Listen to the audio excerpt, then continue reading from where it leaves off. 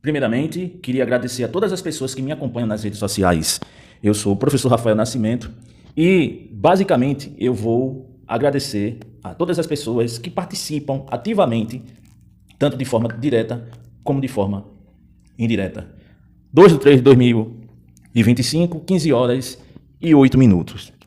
Pois bem, esse vídeo eu resolvi, de certa forma, fazer e elaborar esse vídeo para, primeiro, agradecer os meus alunos, que me acompanham nas redes sociais, agradecer a todos os meus alunos que participam ativamente em comentários, etc. Agradecer a Academia Arqueológica e Teológica Ocidental, que também me acompanha ativamente pelas redes sociais. Queria agradecer também a todos os prêmios que eu recebi dentro da arqueologia bíblica, precisamente na arqueologia bíblica, numa área especificamente do cristianismo primitivo. E em 2023 fiquei como um dos melhores do mundo na área. E eu queria agradecer a todas essas pessoas que, de certa forma, participaram ativamente nessa realização e também nessa busca incessante referente à busca pelo conhecimento. Veja só, o que eu vou comentar aqui, nesse exato momento, é muito mais do que apenas um vídeo. Porque para que você compreenda, basicamente, o vídeo que eu elaborei, que está, inclusive, nas redes sociais, e você pode estar acompanhando esse vídeo, Teologia apofática e a teologia apofática, que essas duas teologias que são necessárias especificamente para a construção de um texto, por isso que ela bate de frente, certo? A ideia de trazer essas duas teologias, ela bate de frente com o método histórico crítico. E eu explico por quê, e maiores explicações, mais detalhada, você pode acompanhar. Deixa eu abrir aqui, você pode acompanhar todas essas informações pertinentes, no meu blog. Meu blog, inclusive, está no pé do meu canal, que é Experiência Cética, mas o meu blog o link está no meu canal no YouTube, e você pode estar acompanhando tudo isso ativamente. O blog se chama arquerafaelnascimento.com. E aí eu falo porque os ateus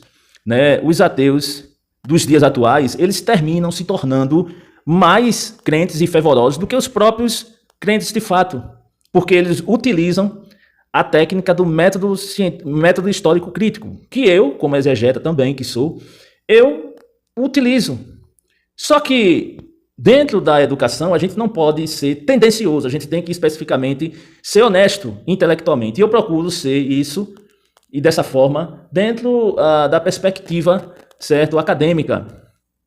Então, os ateus, eles quando eles usam, por exemplo, a teologia apofática, tentando desconstruir uma narrativa tradicional, eles terminam usando a teologia da substituição também, junto com isso. Porque o principal personagem, que é Deus, não está dentro. Primeiro é feita a desconstrução da narrativa tradicional, e se usa a teologia apofática, ou, mais ainda, a teologia reversa. A partir desse momento que se usa a teologia apofática para dizer o que ele não é, certo? Aí os ateus, depois que usam essa teologia apofática, que parte de um princípio ideológico, como eu expliquei no último vídeo, eles começam simplesmente a colocar o absoluto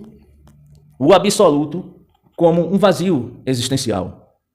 Primeiro eles usam a teologia apofática para desconstruir a narrativa tradicional, uma teologia de substituição. E isso parte de um princípio ideológico. E isso parte da ideia de Deus que está intrínseca para, posteriormente, haver uma teologia negativa, ou a negação dessa ideia, dizendo que ele não é. Depois que é feito isso, o personagem principal, que é Deus, é tirado da jogada, porque já não existe mais a ideia de Deus a partir do momento da desconstrução. Certo? Por quê? Porque o indivíduo, o autor ou o pensador nesse exato momento, que ele utiliza essa teologia apofática para desconstruir a narrativa tradicional, ele coloca agora ele como centro, mediante a uma construção moral, a qual ele tem da realidade, ou seja, a própria construção moral, que ele define o que é certo e errado, o que é justo, o que é injusto. Então, ele começa a projetar o texto conforme a sua própria moral diante da própria realidade. E aí, a partir do momento que ele faz isso, ele termina simplesmente usando, mais uma vez, a ideologia pessoal. Basicamente, é o que os ateus terminam fazendo. E agindo assim, esses indivíduos são mais fervorosos do que os próprios crentes. Porque os próprios crentes, eles utilizam a teologia positiva, a teologia catofática. E os ateus terminam fazendo essa junção dessas duas teologias, quando utiliza o método histórico crítico para negar a interpretação tradicional. Ele usa a teologia apofática para desconstruir e depois usa a teologia catofática para construir uma narrativa sem o personagem. E como é que eles fazem isso? A partir do momento que eles usaram a teologia catofática para construir um novo personagem, ele espelha o que é justo, o que é injusto, o que é perfeito, mediante aos seus próprios conceitos morais da realidade. E que projeta isso na divindade. Ou seja, a divindade vai ter as mesmas características que ele moralmente projeta. Ou deveria ter. E como o texto que eles desconstroem não tem a mesma característica moral que eles predefiniram como justo e perfeito, eles afirmam categoricamente, mediante esse reducionismo, que a divindade não existe. Vocês entenderam aqui o raciocínio? Vocês aqui entenderam o raciocínio do que eu estou falando aqui? Então, realmente, de fato, esse vídeo que eu fiz, mostrando a teologia catofática com a teologia apofática, ele mostra a fraqueza, sim, do método histórico crítico.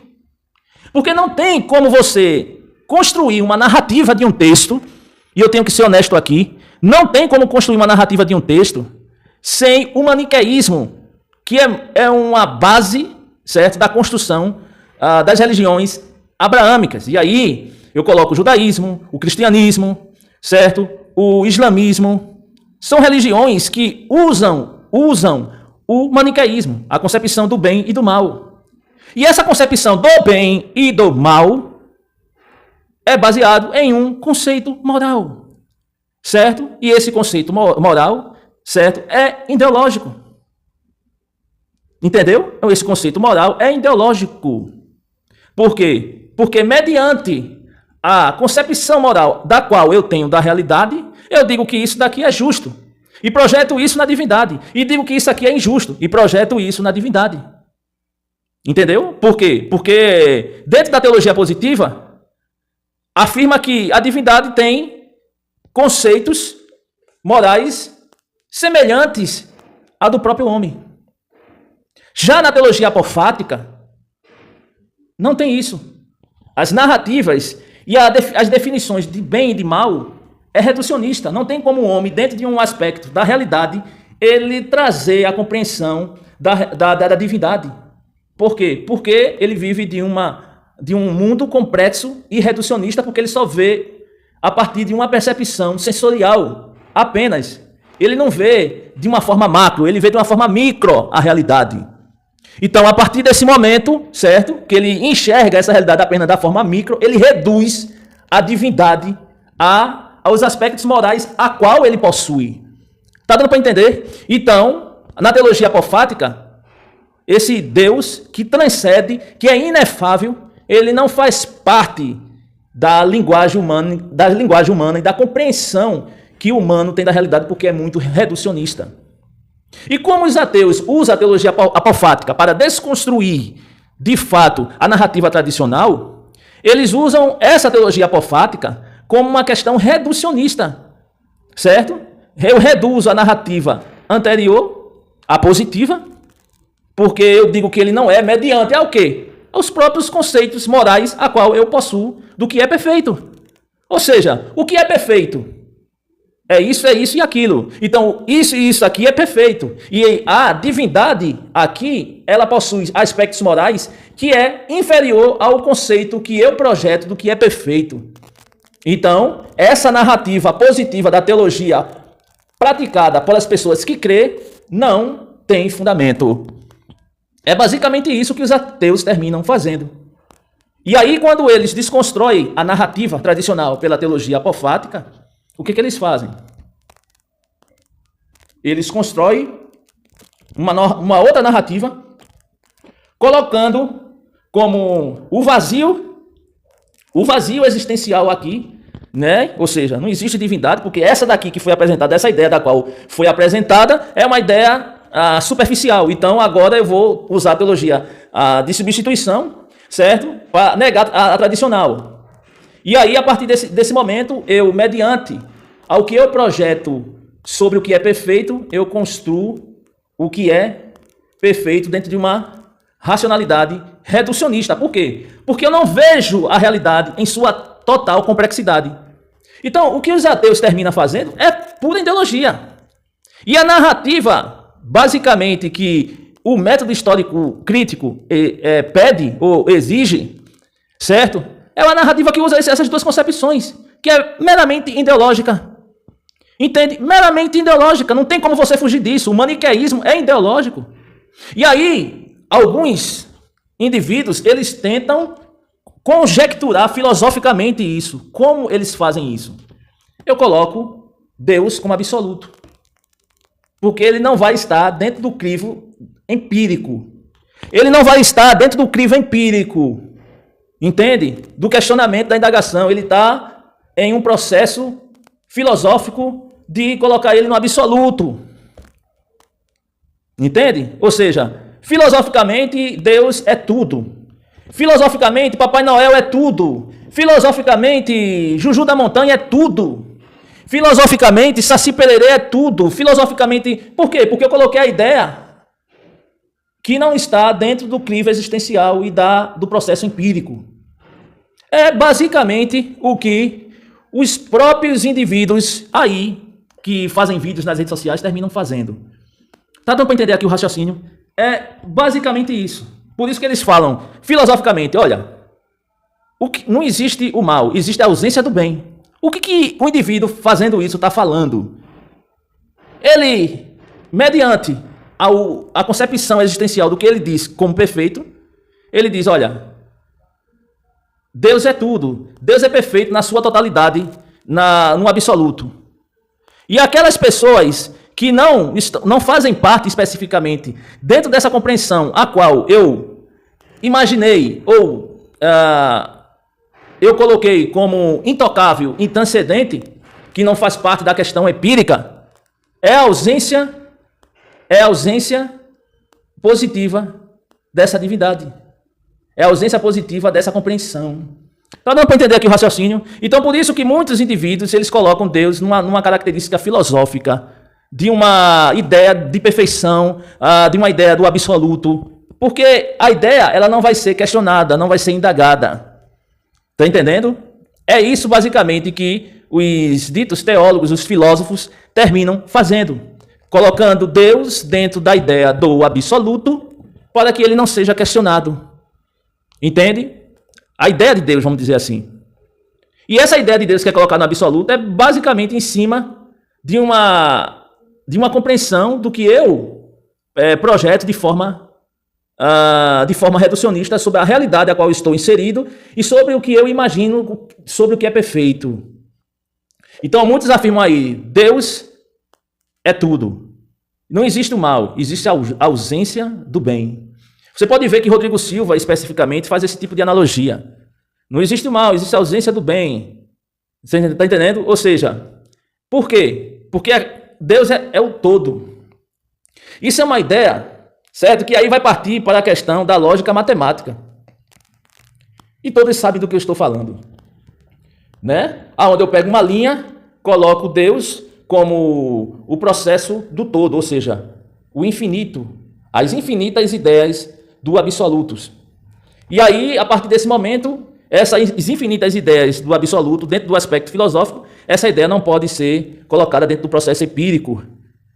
Entende? E é basicamente isso. Só que, dentro do processo mais reducionista, não num aspecto filosófico, certo? Quando a gente traz a construção ideológica da teologia apofática, a teologia catofática, esse maniqueísmo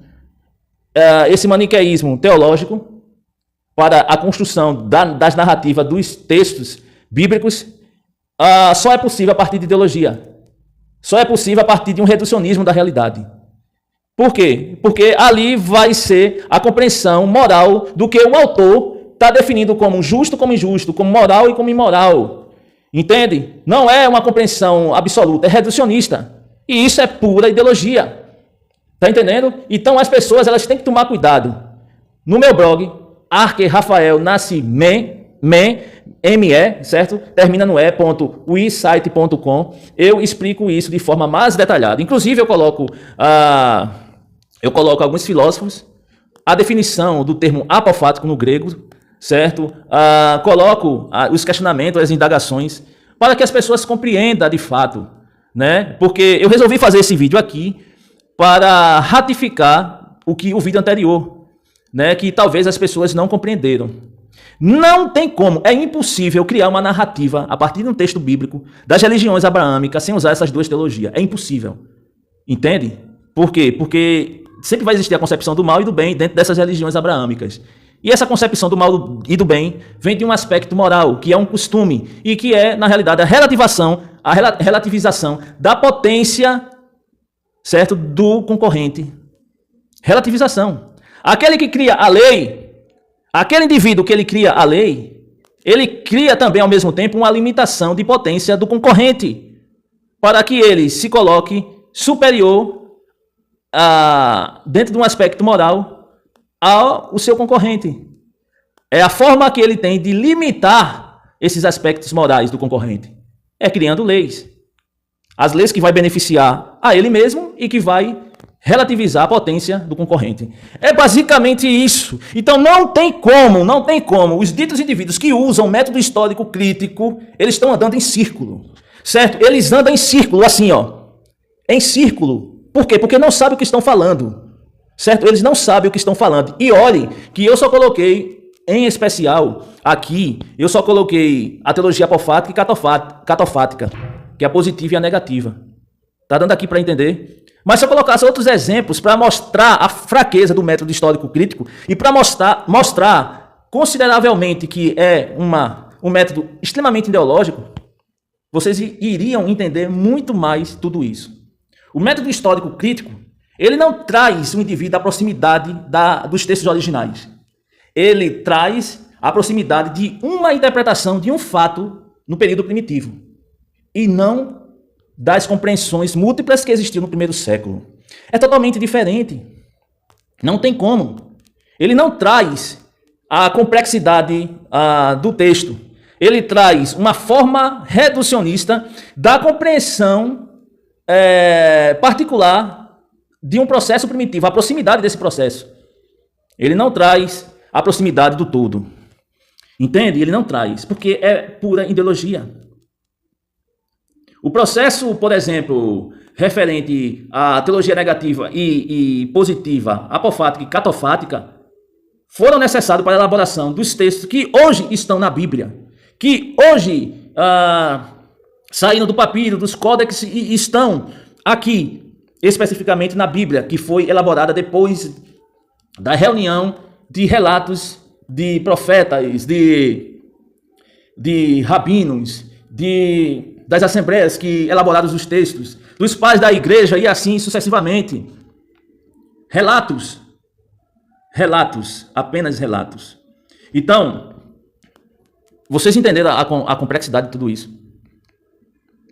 Por isso que eu peço sempre aos meus alunos, estudem, questionem, indaguem, nunca caia nessa mesmice. E por quê? Porque muitas pessoas estão aí apenas para ludibriar outros, para manter uma narrativa sob controle. E é por isso que o meu canal aqui no YouTube, ele foi derrubado 6 vezes, porque eu incomodo demais. E falo mais, esse meu vídeo que eu fiz sobre teologia apofática, eu já tinha feito há anos atrás, e que serviu de base para a construção do canal do Antônio Miranda, o Mirandinha, certo? Que se chama Teologia Reversa, que é isso aqui. Ele usou o nome de um vídeo meu que eu fiz no passado. Tá dando para entender? E que, posteriormente, deturpou tudo. Porque teologia apofática usada por ateus é a mesma coisa que você usar uma bicicleta sem roda. Não existe. Entende? Então, eu fico pasmo com tamanha ignorância de muitos indivíduos que se colocam como intelectuais nas redes sociais. Eu fico pasmo, mas infelizmente é isso que acontece nos dias atuais. Então, esse vídeo, certo? Abaixo dele, tem o link aí para quem quiser ler a matéria mais detalhada. Tá bom? Um abraço do Rafael Nascimento e um abraço vai para todos os meus alunos, para a academia, certo? Arqueológica, para as pessoas que me seguem dentro da academia, certo? Arqueológica, teológica e da área da educação. E aqui vai o meu agradecimento a todas as pessoas que me acompanham. Um abraço a todos.